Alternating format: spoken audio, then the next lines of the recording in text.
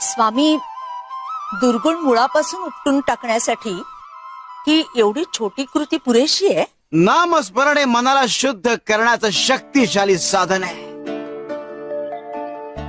आणि एकदा का मन शुद्ध झालं की वाईट सवयी आपोआप बदलतात. पण स्वामी, आमच्यासारख्या सामान्य माणसांनी काय करायचं? म्हणजे आम्ही समजून घेतो, पण कधी कधी राग आणि लोभ यावर ताबा राहत नाही आमचा. भुजंगा, राग आणि लोभ हे मनाचे दुर्गुण आहेत आणि त्यांच्यावर नियंत्रण ठेवायचं असेल तर आधी संयम शिकायला हवा. आणि ह्या करता नामस्मरण हाच एक मार्ग आहे.